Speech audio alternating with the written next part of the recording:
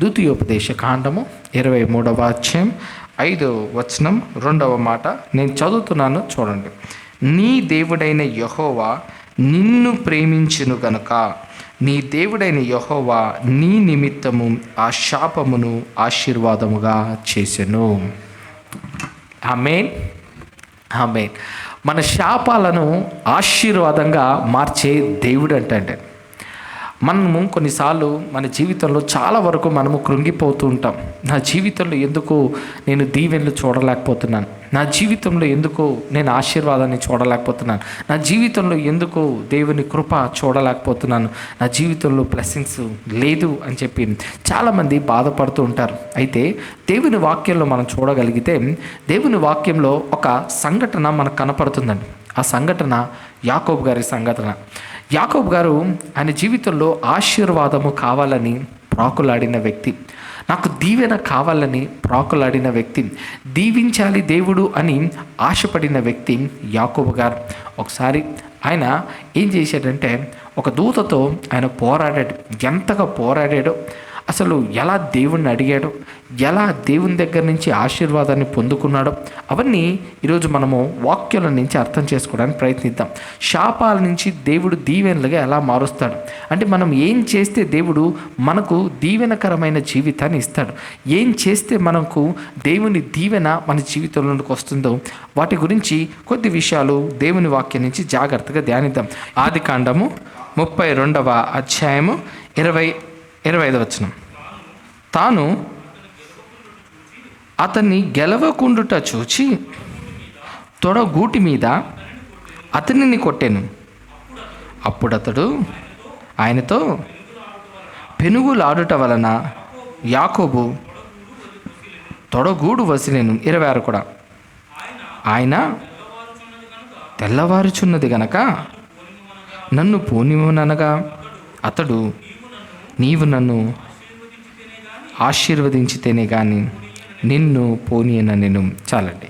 ఇప్పుడు ఈ మాటను మనం చూడగలిగితే యాకోబు గారు అక్కడ ఒక దూతతో పోరాడుతూ ఉన్నాడు.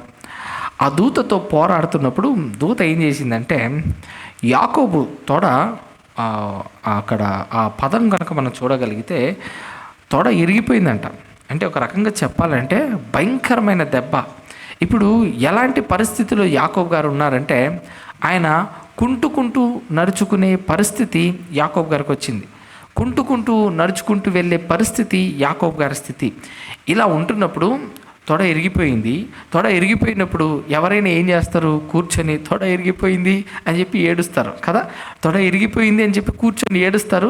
ఆ పెనుగులాడుతున్న వ్యక్తిని వదిలేస్తారు, అంతే కదండి. మనకు దెబ్బ గట్టిగా తగిలినప్పుడు, ఆ దెబ్బ మనకు గట్టిగా మన దేహానికి తగిలినప్పుడు ఆ నొప్పికి మనం ఏం చేస్తామంటే అవతల వాళ్ళతో ఫైట్ చేయడం ఏమో మానేసి మామూలుగా ఆ మనిషి ఎలా ఆలోచిస్తాడంటే ఇంక నేను యుద్ధం చేయలేను, నేను పోరాడలేను అని చెప్పి ఆ మనిషి తాను పడుతున్న బాధల నిమిత్తం ఏడుస్తాడు. తాను పడుతున్న ఆ బాధ నిమిత్తం ఏడుస్తూ అయ్యో నా తొడ పోయింది, లేకపోతే నా తొడ ఇరిగిపోయింది అని చెప్పి దాని గురించి ఎక్కువగా బాధపడతారు. కానీ ఇక్కడ తొడ ఇరిగిపోయి అసలు కుంటుకుంటూ నడుచుకుంటున్న యాకోబు గారు ఆయన ఏ విధంగా పెనుగులాడాడో ఆశీర్వాదం కోసం అంటే, నీవు నన్ను దీవిస్తేనే కానీ, లేకపోతే నీవు నన్ను ఆశీర్వదిస్తేనే కానీ నిన్ను నేను వెళ్ళనివ్వను. ఇది యాకోబు గారు దీవెన కొరకు పోరాడిన వ్యక్తి అండి. యాకోబు గారు దీవెన కొరకు పోరాడాడు. అంటే ఇప్పుడు యాకోబు గారు దీవెన కావాలి అని అడుగుతున్నప్పుడు యాకోబు గారి పరిస్థితి బాగుందా? బాలేదు. దెబ్బలు తిన్నాడు కదా, దెబ్బలు తిన్నాడు. నొప్పి ఉందా శరీరంలో? నొప్పి ఉంది. ఆ నొప్పి ఉన్నప్పుడు నొప్పి పోవాలి అని అడగట్లేదు. నాకు భయంకరంగా నొప్పి కలిగింది కాబట్టి నేను కుంటుకుంటూ నడుస్తున్నాను, నా కాళ్ళు బాగైపోవాలి అని అడగలేదు ఆయన. ఆయన అక్కడ అడిగింది ఏంటంటే నాకు దీవెన కావాలి, నాకు ఆశీర్వాదం కావాలి. సరే, ఆశీర్వాదం కావాలన్నప్పుడు అక్కడ దూత మాట్లాడుతూ సరేలే, ఏదో నీ పరిస్థితి బాగాలేదు, సరేలే దీవిస్తాను పో అని అన్నాడా? లేదు. ఆ దీవెన రాకముందు అక్కడ దూత అడిగిన ప్రశ్న ఏంటంటే నీ పేరేంటి, నీ పేరేమని అడుగగా అతడు యాకోబు అని చెప్పాను. నీ పేరేంటి చెప్పు అని చెప్పి అడిగాడట. ఏమండి, ఇదే ప్రశ్న యాకోబు గారికి కొన్ని సంవత్సరాల క్రితం ఒక ఆయన అడిగాడు. ఎవరో తెలుసా? ఇస్సాకు గారు. ఆయన తండ్రి ఇస్సాకు. ఎవరు నువ్వు అని అడిగితే ఏశావు అని అన్నాడు. ఎవరు నువ్వు అని అంటే ఏశావు అని అన్నాడు. అంటే అక్కడ అబద్ధం ఆడాడు. మరలా కొన్ని సంవత్సరాల తర్వాత దూత అడుగుతుంది, నీ పేరేంటి చెప్పు అని అంటే ఈసారి ఏం దాచుకోకుండా ఇంకేదో పేరు చెప్పకుండా ఆయనకున్న పేరుని ఆయన చెప్పాడు. ఆయన వాస్తవంగా యాకోబు అనే పేరుకి మోసగాడని అర్థం. అంటే ఇప్పుడు ఆ పేరు చెప్పుకుంటాడా లేదా దేవుడు చూశాడండి. నీ స్థితి ఏముందో అది నువ్వు చెప్పుకోగలుగుతావా లేదా దేవుడు చూస్తాడండి. యాకోబు గారు ఆయన స్థితి ఏముందో ఆ పరిస్థితి, నీ పేరేంటో చెప్పు అని అడిగినప్పుడు యాకోబు గారు నా పేరు మోసగాడు అని అన్నాడు. తెలుగులో చెప్తున్నాను అంతే. యాకోబుకి అర్థము మోసగాడు. నీ పేరేంటి? మోసగాడు. మోసగాడివా? అదేనా నీ పేరు? అవును, అదే నా పేరు. అంటే తాను ఏమై ఉన్నాడో, తన పరిస్థితి ఏముందో, తన స్థితిగతులు ఏముందో అది దేవుని దగ్గర యథార్థంగా ఒప్పుకున్నాడు. ఒకప్పుడు నాన్న దగ్గర ఒప్పుకున్నాడంటే ఇస్సాకు గారి దగ్గర ఒప్పుకోని ఆయన ఇప్పుడు దూత ప్రశ్నిస్తున్నప్పుడు ఆ దూత దగ్గర యథార్థంగా తన పేరు ఏముందో ఒప్పుకున్నాడండి. ఒప్పుకున్నప్పుడు అప్పుడు దూత దీవిస్తుందండి. అప్పుడు దూత ఏమని దీవించిందో తర్వాత మాట చదువుకుందాం. అప్పుడు ఆయన, నీవు దేవునితోనూ మనుషులతోనూ పోరాడి గెలిచితివి గనుక ఇక మీదట నీ పేరు ఇజ్రాయేలే కానీ యాకోబు అనబడదని చెప్పాను. ఇక మీదట నీ పేరు ఇజ్రాయేల్ అని పెట్టి 2 అంకె పెట్టి కింద ఏమని అన్నారో చూడండి ఒకసారి. దేవునితో పోరాడేవాడు. ఇప్పుడు చెప్పండి, ఇజ్రాయేల్ అంటే అర్థం ఏంటి? దేవునితో పోరాడేవాడు. మన జీవితంలో మనము కొన్ని విషయాల్లో దేవుణ్ణి అడగడానికి ఎందుకో సంకోచిస్తూ ఉంటాం. దేవుడు చేయగలుగుతాడా? దేవుడు చేస్తాడా? ఈ కార్యం జరుగుతుందా? అసలు అవుతుందా అని చెప్పి అంటూ ఉంటాం. అలా మనం గనక ఆలోచిస్తే యాకోబు గారిని మనం అందరం చూడాలండి. యాకోబు గారు ఆయనకు కావలసిన ఆశీర్వాదం వచ్చేంత వరకు కూడా ఆయన విడిచిపెట్టలేదు. ఆయన ఎలాంటి పరిస్థితుల నుండి ఆయన దేవుణ్ణి వేడుకున్నాడంటే ఆయనకు అసలే తొడ విరిగిపోయిన పరిస్థితి, నొప్పితో బాధపడుతున్నాడు. ఆ నొప్పితో రాత్రంతా పోరాడాడు. రాత్రంతా పోరాడి తెల్లవారుజామున ఇంకేమీ ఆ దూత నేను వెళ్ళిపోవాలి అని అడిగితే అప్పుడు కూడా నేను నిన్ను పోనివ్వను. ఎందుకు? నన్ను దీవించు, నన్ను ఆశీర్వదించు అంటే ఆశీర్వదిస్తేనే కానీ నేను నిన్ను పోనివ్వను. ఆ పోరాటం చూడండి. అలా దేవునితోనే పోరాడాడంట యాకోబు గారు. అందుకే నీ పేరు ఇంకా యాకోబు కాదు, ఇజ్రాయెల్. అంటే ఇంతవరకు మోసగాడిగా నిన్ను ప్రపంచమంతా చూస్తుంది కదా, ఒక శాపగ్రస్తుడిగా నిన్ను ప్రపంచం చూసింది కదా, ఇంక నుంచి ప్రపంచం నిన్ను ఒక శాపగ్రస్తుడిగా కాదు, దేవుని చేతుల నుంచి వచ్చిన ఆ దీవెనగా నిన్ను దేవుడు మారుస్తాడు అని చెప్పి ఆ దీవెన దేవుడు దయచేసాడు. ఇంక నుంచి యాకోబు కాదు, ఇజ్రాయెల్ అనే పేరు దేవుడే పెట్టాడు ప్రియులారా. ఎందుకంటే నాతో పోరాడాడు, నాతో గెలిచాడు. ఆశీర్వాదం కావాలని పోరాడి గెలిచిన వ్యక్తి యాకోబు గారు ప్రియులారా. అదేవిధంగా మన జీవితంలో కూడా ఆశీర్వాదం కావాలన్నప్పుడు, దేవుని నుంచి దీవెన కావాలన్నప్పుడు ముందు మన స్థితి ఏముందో మనం దేవునికి చెప్పుకోవడం నేర్చుకోవాలి. యాకోబు తన స్థితి ఏముందో దేవునితో ఓపెన్గా చెప్పుకున్నాడు. ఏంటి నీ పేరు? నా పేరు చెప్పుకుంటే పరువు పోతుంది, నా పేరు చెప్పుకుంటే సిగ్గుపోతుంది, కాబట్టి నేను చెప్పుకోలేను అని అనలేదండి. నా పేరా యాకోబు, అది నా స్థితి. మోసగాడిగా నన్ను అందరూ చూస్తున్నారు, అది నా స్థితి అని అంటే ఇంక నుంచి నువ్వు మోసగాడివి కాదు, నీవే ఆశీర్వదించబడిన వాడివి, నీవే ప్రపంచమంతటికి కూడా దీవెనకరంగా మారుతా. అంటే ఒక పేరు ఎంత గొప్పగా ఆశీర్వదించబడిందంటే ఆ వ్యక్తిని బట్టి ఒక ఊరే వచ్చిందండి కదా.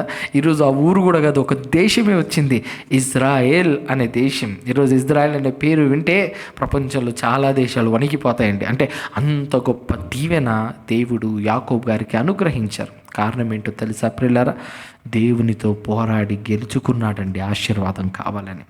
మనము పెనుగులాడడం నేర్చుకోవాలి, దేవుణ్ణి అడగడం నేర్చుకోవాలి.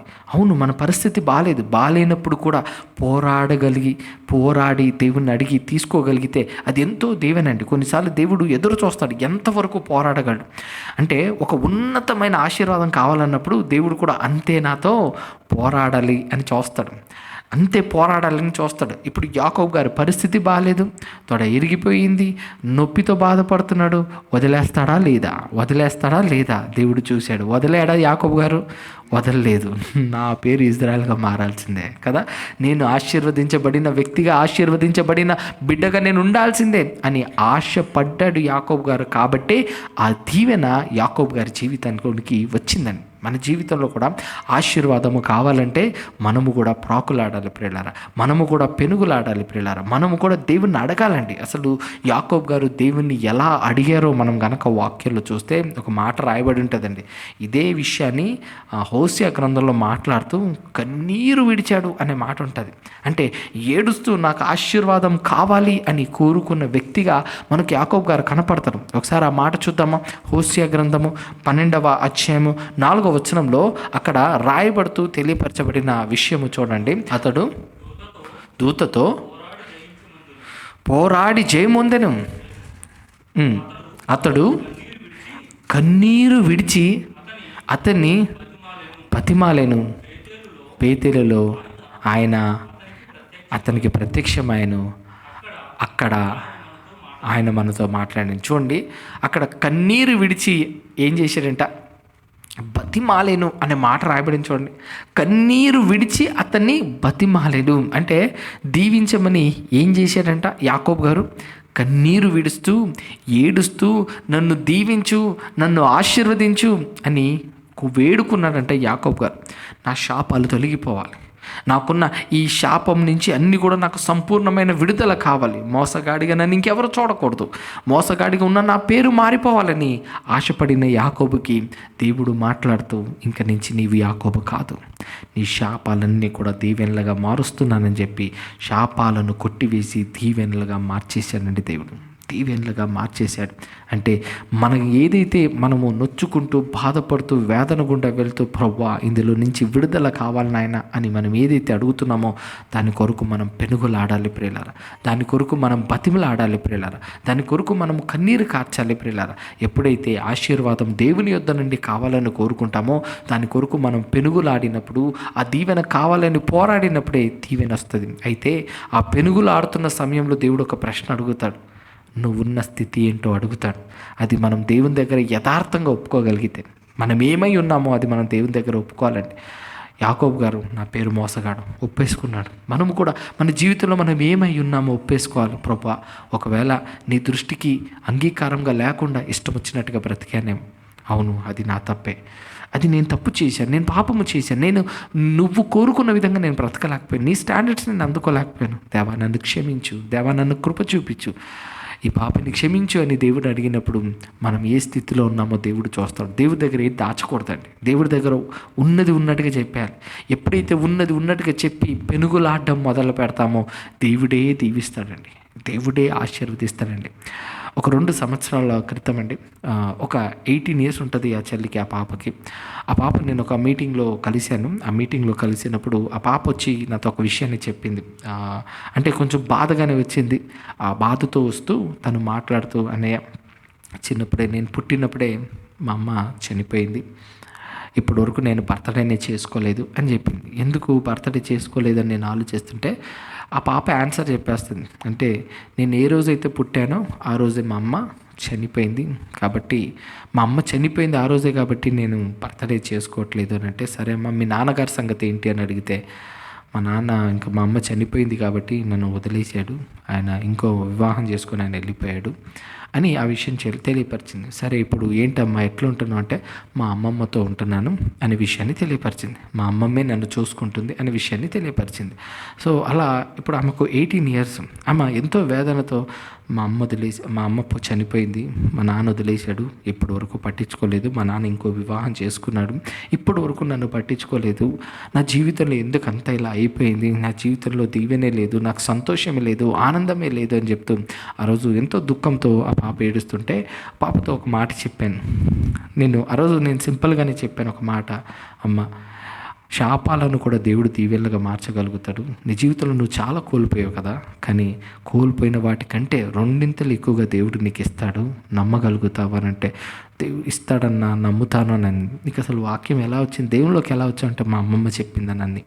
అంటే చూడండి, ఆమె జీవితంలో నిజంగా అమ్మను కోల్పోయింది, ఎంతో వేదంతోనే ఆ పాప పెరిగి ఉంటుంది, కానీ దేవుడు విడిచిపెట్టకుండా వాళ్ళ అమ్మమ్మ ద్వారా పాపకు వాక్యం అందించుకుంటూ వచ్చాడు కాబట్టి మీటింగ్ దాకా వచ్చింది. సరే వచ్చింది కాబట్టి నేను చెప్పాను, ఇదిగో అమ్మ నీ పట్ల దేవునికి ఒక ప్రణాళిక ఉంటుంది, నువ్వు భూమి మీదకి వచ్చావంటే ఊరికే రాలేదు, నిన్ను గొప్పగా దేవుడు వాడుకుంటాడు, గొప్పగా దీవిస్తాడు అని అంటే, తర్వాత నా ప్రేయర్ రిక్వెస్ట్ అని చెప్పి ప్రేయర్ చేయించుకునిందండి. ప్రార్థన చేయించుకోండి, నేను డాక్టర్ చదవాలి అన్న, ప్రేయర్ చేయండి అన్న అని చెప్పంటే సరే అని చెప్పి ప్రేయర్ చేసి పంపించేసాను. తర్వాత రీసెంట్గా ఫోన్ చేసి ఆ చెల్లి పాప మాట్లాడినప్పుడు ఏమన్నదో తెలుసా, అన్న నేను డాక్టర్ చదువుతున్నాను అని చాలా సంతోషంగా ఫోన్ చేసింది.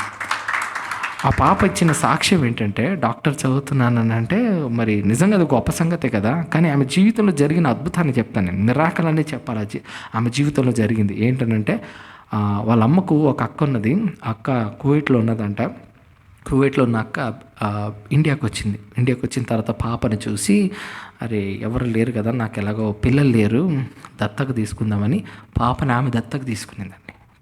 ఆమె దత్తకు తీసుకున్న తర్వాత ఏం చేసింది, ఆమె ప్రాపర్టీస్ అన్నీ కూడా ఆమె పేరు మీద రాసింది. ఆమె పేరు మీద రాసి ఆమె చదివిపిస్తుంది డాక్టర్గా.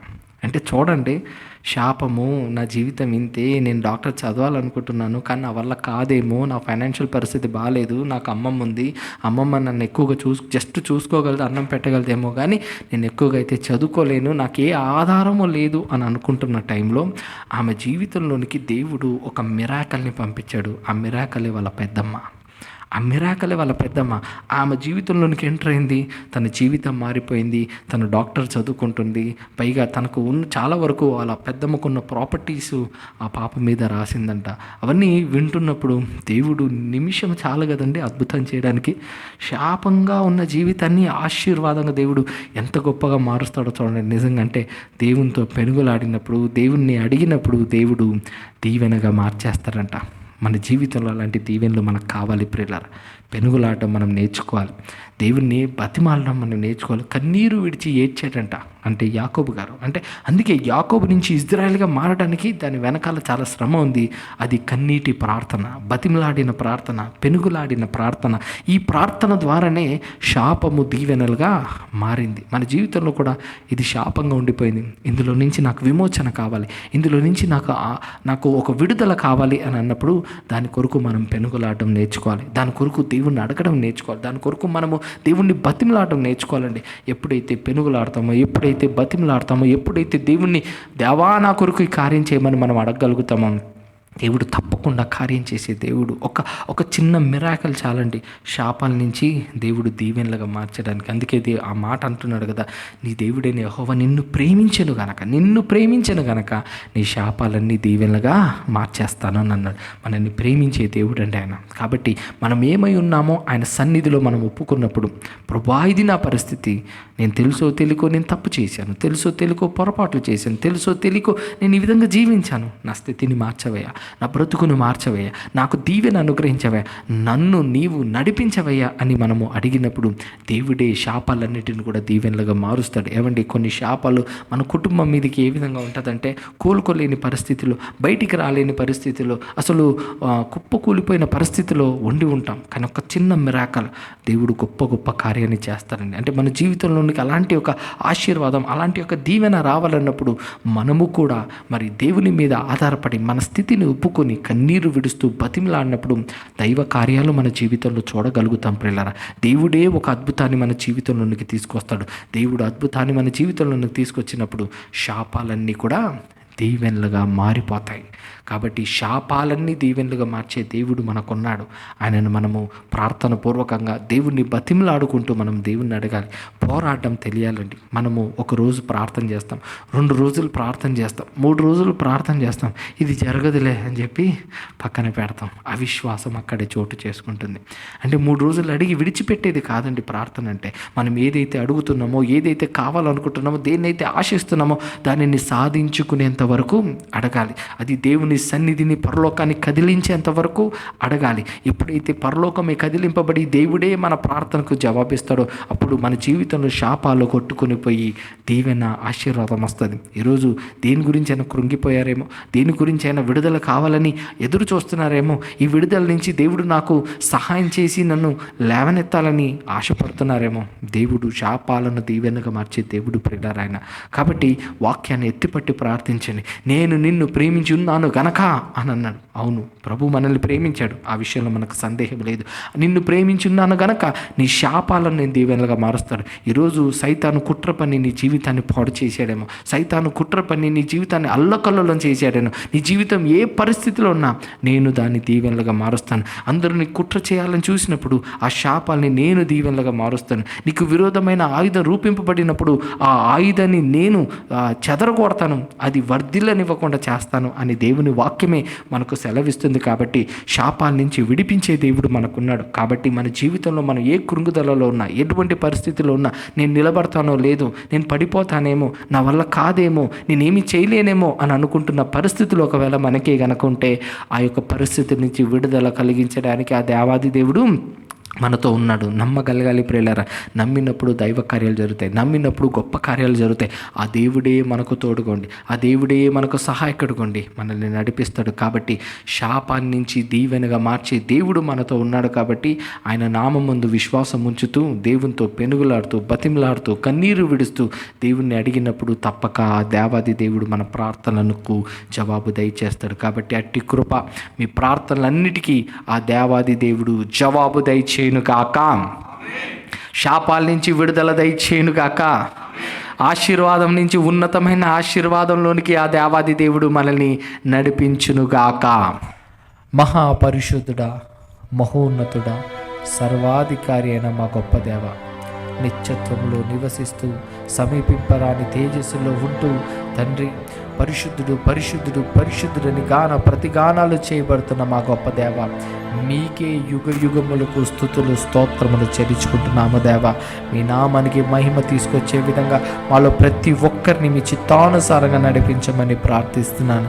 ఈ ప్రత్యేకమైన సమయంలో తండ్రి, ఈ ఏప్రిల్ మాసంలో ఈ మొదటి నెల మొదటి రోజున మీ సన్నిధిలో గడిపే భాగ్యాన్ని మీరు మాకు అనుగ్రహించినందుకు మీకు వందనాలు దేవ. మీరు మాతో మాట్లాడారు తండ్రి, అందును బట్టి మీకు వందనాలు.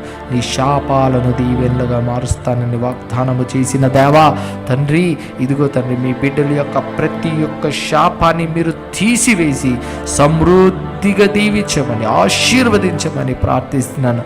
మీ వాగ్దానాలు నమ్మదగినవి దేవా. మీరు మాట ఇచ్చి నేను వాటిని నెరవేర్చేవారు తండ్రి. కాబట్టి ఆ నమ్మకంతో, విశ్వాసంతో, నిరీక్షణతో నాయన ఈ వాగ్దానాన్ని ఎత్తిపట్టి ప్రార్థిస్తున్నాం. మీరు జ్ఞాపకం చేసుకోండి. క్రైస్ట్ హోలీ చర్చ్ సంఘ సభ్యులు లైవ్లో పాల్గొంటున్న ప్రతి ఒక్కరికి దేవా, ఎవరైతే మేము శాపంలో ఉన్నారు, మాకు విడుదల కావాలి, మాకు విమోచన కావాలని ఎందరైతే ఎదురు చూస్తున్నారో వారందరికీ కూడా ఆ శాపం నుంచి మీరే విడుదల కలిగించి మీరే ఆశీర్వాదకరంగా వారి జీవితాన్ని మార్చమని ప్రార్థిస్తున్నాను. ఏది కొదువుగా ఉందో, ఏది కొరతగా ఉందో, ఏది కావాలని అడుగుతున్నారో అది మీరు వారి జీవితంలో మీరు ఆ కార్యాన్ని జరిపించమని ప్రార్థిస్తున్నాను. మీరు అట్టి అద్భుతాన్ని జరిగించమని ప్రార్థిస్తున్నాను. ఆశీర్వాదంలో ఉన్న శక్తి ఏంటో మీరు తెలియపరచాలి దేవా. మీరు దీవిస్తే అద్భుతాలు జరుగుతాయని, మీరు దీవిస్తే మిరాకిల్స్ జరుగుతాయని మీరు తెలియపరుస్తున్నందుకే మీకు వందనాలు తండ్రి. ఇంకను మీ బిడ్డల జీవితంలో అద్భుతాలను చేయండి. అద్భుతాలు చేసేదేవా, ఆశ్చర్య కార్యాలు చేసేదేవా, మీ బిడ్డల జీవితంలో అద్భుత ఆశ్చర్య కార్యాలు మీరే జరిపించి మీ నామానికి మహిమకరంగా వారి జీవితాలను మీరు ఆశీర్వదించమని ప్రార్థిస్తున్నాను. మీ చిత్తానుసారంగా మీ బిడ్డల్ని నడిపించండి, మీ వాక్యంలో నడిపించండి తండ్రి. మీరు కోరుకున్న జీవితాన్ని వారికి దయచేయండి. మీరే వారితో బలపరుస్తూ నడిపించమని ప్రార్థిస్తాను. మీ హస్తాలతో వారిని పట్టుకొని నడిపించండి దేవా తండ్రి. మీ బిడ్డలు నాయన ఇంకా ఏదైతే ఎత్తిపట్టి ప్రార్థిస్తూ అడుగుచున్నారో, ఒకవేళ యాకోబు వలె పెనుగులాడుతున్నారేమో, మీ దయను, మీ కృపను, మీ జాలిని చూపించి నాయన ఆశీర్వాదకరమైన జీవితాన్ని అనుగ్రహించి నడిపించండి తండ్రి. ఈ ఏప్రిల్ మాసంలో మీ బిడ్డలందరికీ కూడా శాపము నుంచి విమోచన అనుగ్రహించి దీవెనకరమైన జీవితాన్ని, దీవెనకరమైన ఆశీర్వాద జీవితాన్ని మీరే అనుగ్రహించాలని నజరేతుడైన యేసుక్రీస్తు వారి శ్రేష్టమైన నామం పేరిట వేడుకొంచు ప్రార్థిస్తున్నాను తండ్రి. ఆమేన్. నా ప్రాణమా యెహోవాను సన్నిధించుము, నా అంతమున సమస్తమా ఆయన పరిశుద్ధ నామ సన్నిధించుము. నా ప్రాణమా యెహోవాను సన్నిధించుము, ఆయన చేసిన ఉపకారంలో దేనిని మరవకుము. మన తండ్రి అయిన దేవుని ప్రేమ, ప్రభు అయిన యేసుక్రీస్తు కృప, పరిశుద్ధాత్మక సహవాసం మనందరికీ ఇప్పుడు ఎల్లప్పుడూ సదాకాలం తోడైండును గాక. ఆమేన్.